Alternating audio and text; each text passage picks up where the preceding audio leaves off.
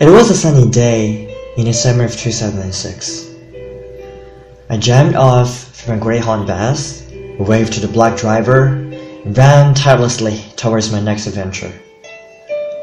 I passed a quiet commercial street, napping a lazy afternoon. I passed the Texaco's giant thermometer, reflecting the burning heat. I passed a beautiful block called the Old Orchard. And I passed an old yet noble cemetery, sheltering peaceful souls. Everything was totally new to me. However, 2 weeks earlier upon my arrival, I felt to be part of this land already. I remember vividly on my first day in Chicago.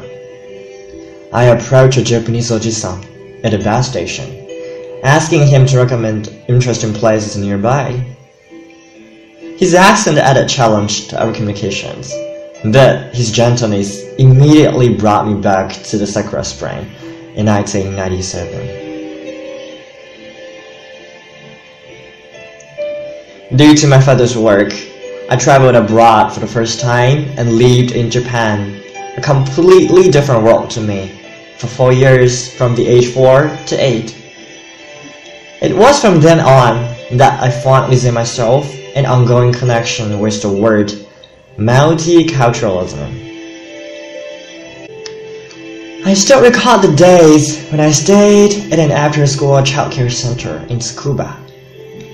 In the dim basement where the library is located, a female Japanese teacher enjoyed reading ghost stories to me.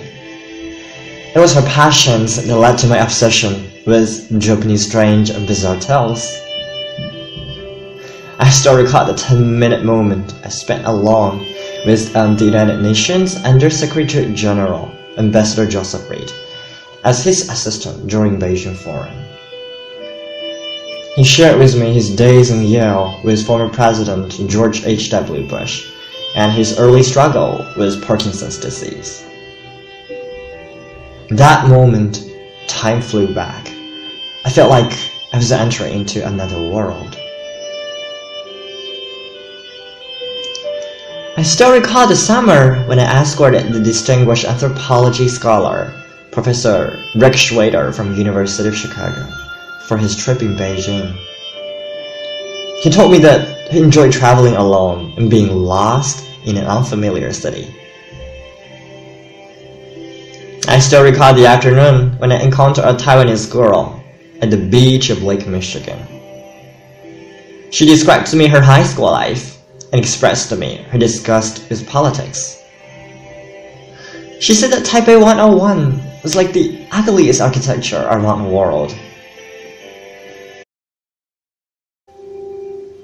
Years later, I find myself falling in love with the same thing as Professor Rick Schwader did. I enjoy wandering in a new place, meeting new friends, exchanging life stories, and building friendships beyond national boundaries. Years later, I've come to realize that multiculturalism is more than just a glance of the world.